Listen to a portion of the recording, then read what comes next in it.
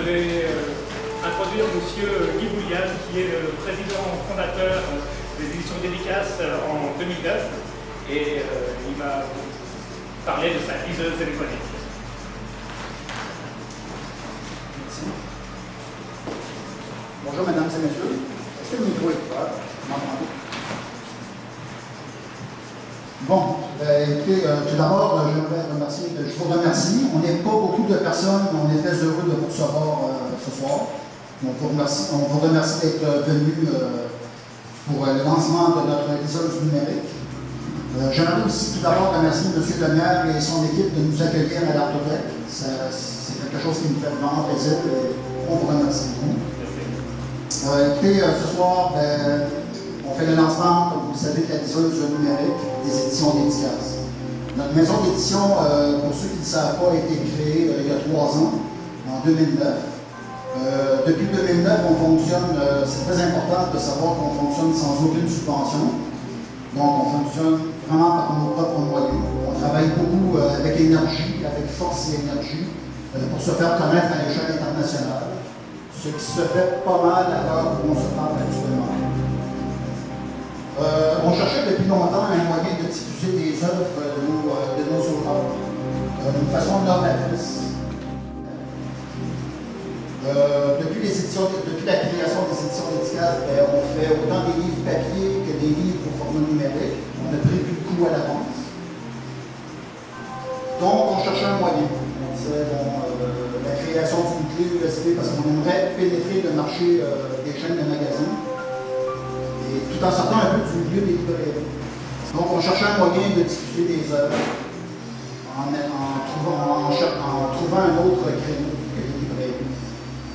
Donc, j'avais pensé à un moment donné de sortir une clé USB ou une carte mémoire en intégrant les livres dedans et en essayant de vendre ça dans les chaînes de magasins. Mais à un moment donné, il m'est venu l'idée, en faisant des recherches, l'idée m'est venue je me suis dit, pourquoi pas, pourquoi pas, nous, en tant que maison d'édition, lancer notre propre liseuse de livres numériques. Donc, je me suis lancé dans des recherches qui ont été quand même assez longues.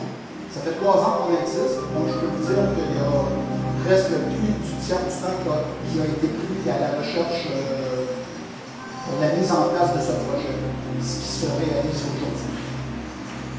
Notre but n'est pas de compétitionner les grandes compagnies comme Sony, Kobo ou Amazon. Disons que pour l'instant, je ne dis pas éventuellement, peut-être qu'éventuellement on n'aura pas cette prétention-là. Pour l'instant, je vais rester modeste. Notre prétention n'est pas de compétitionner Sony, Kenwood ou Kobo. Pas du tout. Notre but principal, comme je le disais, c'était de trouver un moyen nouveau et moderne, un outil que les gens aiment. Et de plus en plus, les liseuses numériques se vendent et téléchargées. Ce sont des livres qui sont vendus à l'heure actuelle autant au format papier qu'au format numérique. Au format numérique, on les vend dans des boutiques comme Amazon pour le Kindle. Le prix moyen est de 10 $. Donc, si on fait le calcul, on fournit 75 livres et plus. À 10 $ le livre, il y a pour 750 $ minimum de livres à l'intérieur de la tablette.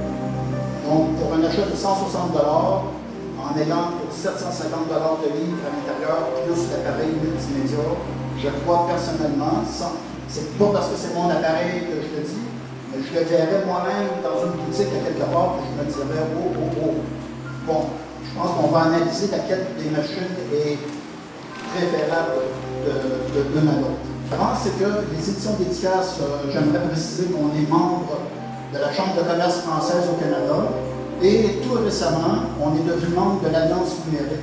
Et ce soir, on reçoit 2 personnes, 2 hommes, 2 invités d'honneur, que je suis très heureux d'accueillir. On reçoit tout d'abord Pierre Proulx, qui est le directeur général de l'Alliance numérique, et M. Éric Leray, qui est le fondateur de EPC Partner, et qui est aussi le créateur du forum des professionnels, qui gravite vraiment vers le numérique. Ça s'appelle ePaper World, dont les éditions Dédicaces ont participé en 2010, je crois. Donc, j'aimerais donner la parole à ces 2 messieurs. Je vais commencer par M. Proulx, directeur général de l'Alliance numérique au Québec et qui travaille aussi à l'international. M. Proulx.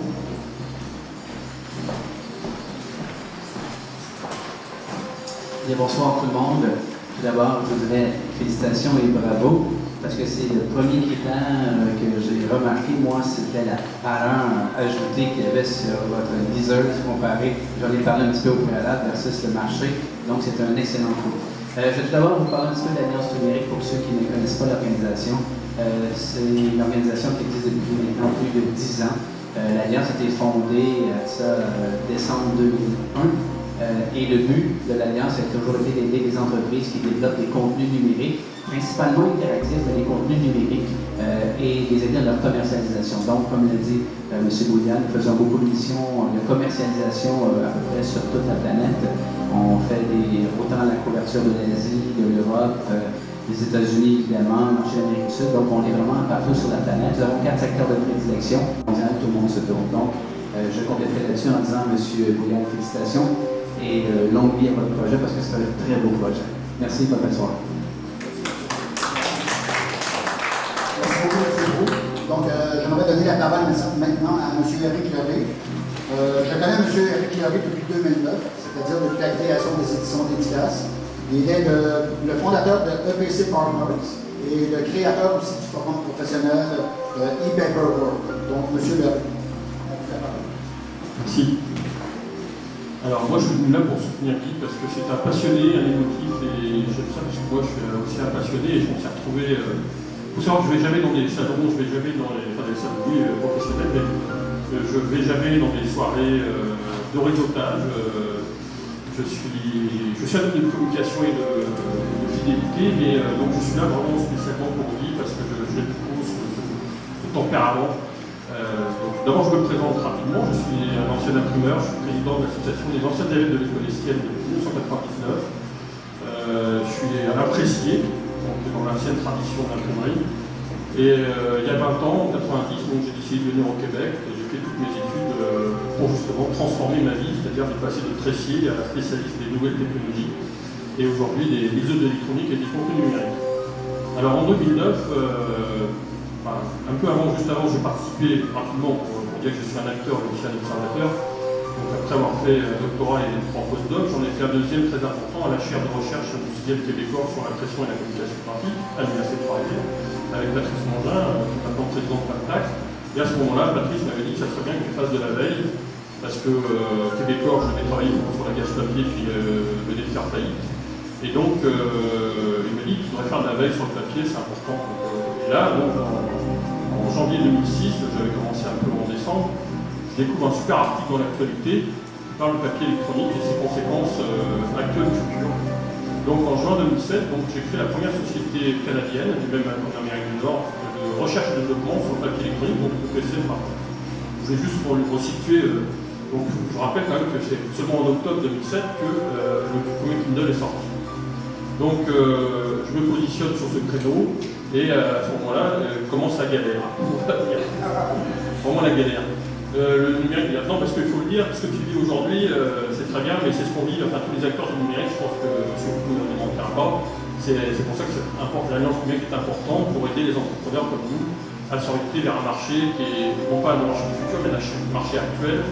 Et donc, pendant 2 ans, j'ai travaillé, parce que j'avais organisé un colloque important à la bataille de l'imprimé à l'ère numérique avec différentes universités. J'avais réuni une centaine d'acteurs avec l'Université de Sherbrooke, la chaire de recherche du Canada en sorte de nouvelles éditions. Et de ce colloque est sorti un livre, La bataille de l'imprimé à papier électronique, où j'ai réuni 30 spécialistes. Là, ça m'a demandé 2 ans de travail, contacter 15 éditeurs, $4 000, que j'ai pratiquement auto-financé, pour pouvoir sortir ce livre. On parle de la bataille de l'imprimé du numérique, mais là, le papier électronique, là justement, je prépare un autre ouvrage sur la bataille du numérique à l'ère de la civilisation de l'imprimé, parce qu'il y a une vraie résistance à cette nouvelle façon de s'exprimer et ces nouveaux supports. Donc, suite à ce livre, j'ai justement développé, donc j'ai lancé ce livre dans différents salons tutos, mais vraiment, Guy fait partie des premiers disons, éditeurs à se transformer et prendre cette décision d'avoir un lecteur. C'est assez courageux, parce que même si les premiers lecteurs sont arrivés en 2007, demandez-vous pourquoi les autres éditeurs n'ont pas fait depuis. Alors que c'est accessible sur le marché, donc il y a des problèmes techniques bien sûr, mais aussi des modèles économiques. Donc suite à cette... Je vais conclure, parce que je ne suis pas seulement un acteur du marché, mais aussi un observateur. Donc cette étude L'ANEL avait commandé donc, en juillet 2007 une étude sur les enjeux de l'édition numérique pour les éditeurs du public au Québec. Auquel j'ai participé, on était 4 chercheurs dirigés par Fidel. Et on a donc sorti ce rapport qui a déterminé la création de la première plateforme numérique au Québec. Alors, vous allez être surpris, aujourd'hui, en 2012, je crois qu'on est autour de 120 éditeurs et autour de 5-6 000 livres numérisés. Et un des premiers acteurs importants, les presses universitaires du Québec, il y a près de 1000 livres. Archambault, il y a 2 livres. Alors, je ne sais pas, effectivement, le deuxième, ça a été Joli.ca qui utilisait les fonds de marque. Je parle de ça parce que c'était dans mon forum en 2009, donc c'était en août, vous avez fait ça avec Sony, première rappel. La troisième plateforme qui a émergé, qui était présent à mon troisième édition en 2010, c'était Prologue. Donc vous avez au Québec 3 plateformes numériques qui sont spécialisées sur l'édition numérique. Et j'ai pas vu beaucoup d'éditeurs, je sais même, je crois qu'il y en a pas, qui a une liseuse. Donc j'insiste beaucoup pour le monde sur son choix, le risque aussi qu'il prend comme acteur, mais aussi comme entrepreneur, pour essayer de jouer sur le marché. Alors, la chance qu'on a avec le numérique, c'est qu'on n'est pas limité au marché québécois, tant mieux, parce qu'on peut vendre dans la francophonie et c'est très large. Donc voilà, je vais finir là. Pour montrer quand même que chronologiquement, et j'ai fait justement des articles qui font le point sur l'industrie. Je prépare un dossier spécial sur ma revue qui est aussi électronique en décembre 2009. C'est la première numéro. Le premier numéro est sorti en 2010 et là on prépare le numéro 2 où on va faire le point sur l'économie numérique et on fera une place importante à la maison d'études. Donc je te souhaite bonne continuation et je dirais surtout vive l'agence numérique pour soutenir le marché numérique, pour nous soutenir, nous, jeunes acteurs du marché, mais aussi soutenir les gens de développement. Larry le disait tout à l'heure, M. Larry vient de le dire, c'est très important de se soutenir les uns les autres. Autant des gens comme Pierre-Proux, Éric Larry, Pierre-Proux de l'Alliance numérique, aussi des auteurs. Le milieu des arts, le milieu littéraire est un petit milieu. C'est important, selon moi, à mon avis, moi qui est dans le milieu depuis bien plus longtemps que les éditions d'Étias. J'ai travaillé dans d'autres maisons d'édition avant, et aussi dans le numérique. C'est l'avis que j'ai depuis l'âge de 20 ans. Il faut se serrer les coudes, il faut être ensemble et travailler en harmonie pour faire avancer nos projets. Il y a 2 points pour terminer que j'aimerais préciser. Un peu comme M. Larry a dit, c'est important de souligner que la maison d'édition d'Étias est la première maison d'édition de 3 partout. Au moins en Amérique du Nord, la première maison d'édition a lancé sa propre liseuse numérique. Il y a un point très important aussi que je veux dire, c'est que les auteurs qui ont des livres inclus dedans touchent les droits d'auteur. Ça, je tiens à préciser, il ne faut pas l'oublier. C'est sûr que c'est des droits d'auteur subdivisés, parce qu'il y a 75 livres, 75 titres. On ne peut pas donner 3 000 $ de droits d'auteur pour un appareil à 160. Les droits d'auteur sont subdivisés, mais les auteurs touchent quand même leur part sur les ventes. Ça, c'est important. C'est sur la quantité qu'on espère pouvoir faire la différence. J'aimerais terminer en remerciant ma conjointe, Francine Mainville, qui est aussi une auteure, dont les livres sont dans la liseuse. Elle a publié 2 recueils de poésie aux éditions d'Étias. Et elle s'apprête à publier un livre pour enfants, un premier livre pour enfants illustré. Je tiens à la remercier parce que Francine est toujours à mes côtés pour me soutenir dans tous mes projets, absolument tout, de A à Z, même dans mes difficultés. Donc, merci beaucoup, Francine. Et j'aimerais remercier les auteurs qui se sont déplacés. Je vais vous les présenter parce qu'ils sont là, puis je veux que vous les connaissiez. Donc, Michel Labbé, auteur de Le Boomerang du temps, un roman de science-fiction qui a été traduit en anglais. Le titre anglais est Whiplash. Francine, que vous connaissez déjà. Marie-Claude Jouet, romancière, qui s'est déplacée de Québec aujourd'hui pour venir nous rencontrer. Et Caroline Côté, je crois que j'en ai pas oublié. Caroline Côté qui a aussi publié un livre chez nous, qui est ici en vente, si vous voulez l'acquérir. Merci Caroline d'être venue. Tu viens assez de loin aussi, donc merci. Fait que, pour le temps qu'il nous reste encore, je vous souhaite bonne soirée, amusez-vous bien, puis je vous remercie d'être venu. Merci.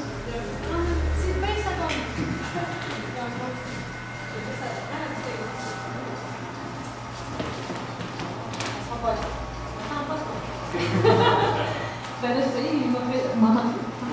Alors, il m'a présenté, on va passer main lieu. Là, j'en profite. Écoutez, c'est ça. Je profite de cette occasion-là pour féliciter mon conjoint et éditeur. Guy est un entrepreneur acharné et audacieux.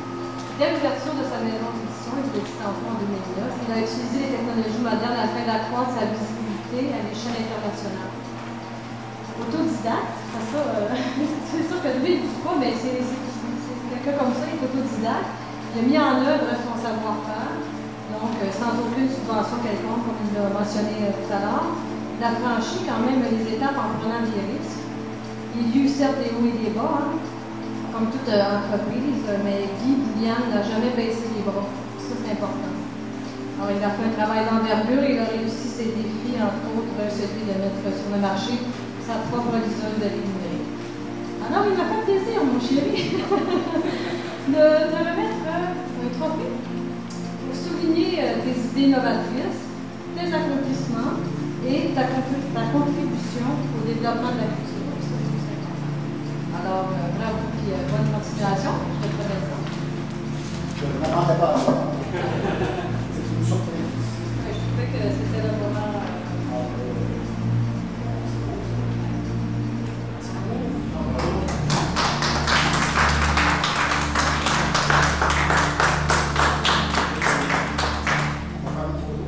On va faire une photo avec M. Leré, M. Fouque, les auteurs, ceux qui veulent faire.